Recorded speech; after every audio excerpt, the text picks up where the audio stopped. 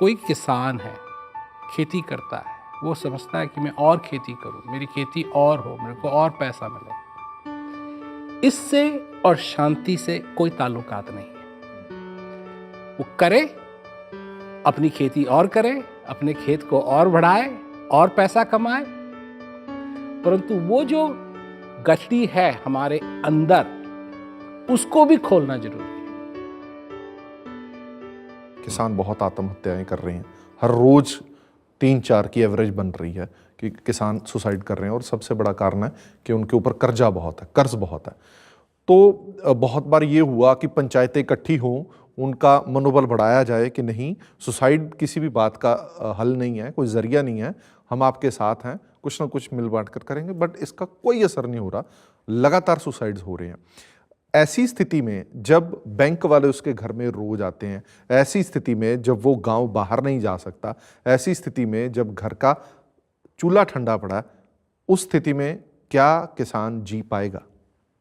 उसके अंदर की परिस्थिति ऐसी बनी होती है, उसको लगता है कि एक जरिया, मैं मर जाऊं, सब खत्म। ये नहीं पता कि पीछे वाले तिल तिल मरते रहेंगे फिर भी। देखिए, लाचारी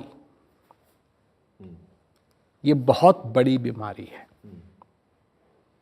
बहुत बड़ी बीमारी है। क्योंकि जब मनुष्य अपने आप को देखता है कि वो लाचार है, उसके पास कोई रास्ता नहीं है, कोई आशा नहीं बची, निराश हो जाता है, ये ठीक बात नहीं है।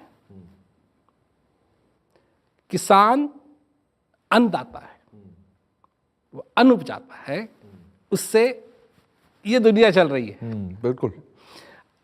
हम फ्यूल की तरफ, पेट्रोल की तरफ लगते हैं, पेट्रोल से दुनिया नहीं चल रही है, मनुष्य चल रहे हैं तो उस पेट्रोल से जो किसान उगाता है, जो उस जमीन से, उस धरती से निकलता है। और उन सभी लोगों को जो भी कभी लाचार हो, उनको मैं ये कहना चाहता हूं कि जब सारे संसार के अंदर अंधेरा अंधेरा अंधेरा ही दिखाई देता है, तब भी तुम्हारे हृदय के अंदर एक दिया है जो जल रहा है। अगर उस दिए को तुम बाहर ले आए तो वो तुम्हारी अंधेरी दुनिया में उजाला कर देगा। निराश मत हो। दुख आता है, बुरा समय आता है, अच्छा समय आता है। जब बुरा समय आता है तो एक बात का ख्याल रखो, एक दिन ये जाएगा, बुरा समय भी जाएगा। नहीं, मगर आप ही ने बोला कि जब लाचार हो जाता बंदा, फिर जब लाचार हो जाता है वो ऑटोमेटिकली निराश भी हो जाता है, हताश भी हो जाता है। उसके अंदर की जो लो आप बोल रहे हो वो भी बुझ जाती है कि अब मैं हर तरफ से खत्म हो चुका हूं, नहीं, अब मेरे पास कुछ नहीं है करने को। वो समझता है कि उसके अंदर की जो अंदर का जो दिया है वो बुझ गया, पर वो बुझा नहीं है। यही मैं पहले कह रहा था कि जब ऐसी चीजें, ऐसी समस्याएं हमारे पास आती हैं और हमको हिला देती हैं, जब अंदर की शक्ति नहीं है, अंदर की शक्ति होना बहुत जरूरी है। और आपके अंदर है, आपको लाचार होने की जरूरत नहीं है, किसी को भी लाचार होने की जरूरत नहीं है। इसका मतलब ये नहीं है कि ऐसी मेरे साथ हादसे नहीं होते जिसमें मेरे को दुख नहीं होता है, परंतु उस दुख में भी मैं जानता हूं, मैं अगर अंतर्मुख हो सकूं, अपने अंदर झांक सकूं, तो मेरे को एक आशा मिलेगी, मेरी अपनी आशा, मेरी अपनी शक्ति। ठीक है, ये आज चूल्हा नहीं जल रहा है, एक समय था ये चूल्हा ही नहीं था, मैंने ही ये चूल्हा बनाया, मैंने ही इसमें आग लगाई, और आज नहीं जल रहा है, कोई बात नहीं, जलेगा ये एक दिन। ये आदमी की हिम्मत, ये आदमी की कोशिश। देखिए, एक चीज हर एक आदमी के साथ हुई है, हर एक मनुष्य के साथ हुई है, चाहे वो आदमी मनुष्य है या औरत है, कोई, सबके साथ हुई है। जब हम छोटे थे और हमने चलना सीखना शुरू किया तो हम गिरते थे या नहीं? बिल्कुल। और गिरते थे तो इसका मतलब है कि हमने सब कुछ छोड़ दिया? नहीं। क्या किया? फिर उठते थे, फिर चलते थे, फिर गिरते थे। तो हम जो असफलता थी, इसको हमने कभी स्वीकार नहीं किया।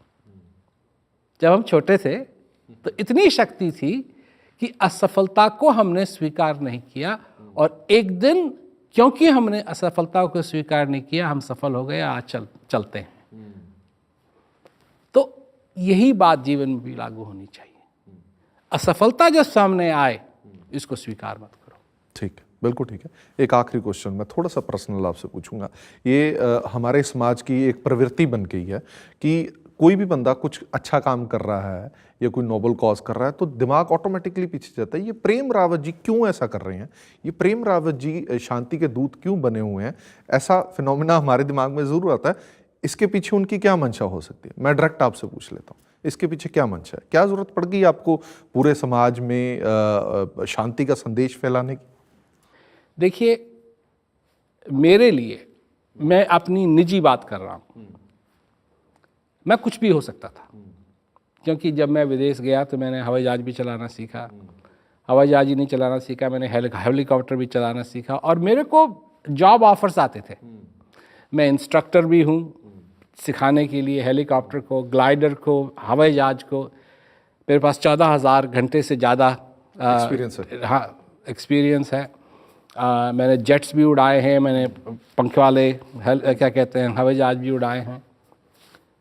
तो बात यह है कि जब मैं छोटा था तो मैंने देखा कि लोग, जो उनके जीवन में असली चीज़ थी, असली चीज़ जिसके लिए कहा कि भीखा भूखा कोई नहीं, सबकी गठड़ी लाल, गठड़ी खोलना भूल गए, इस विधि भय कंगाल।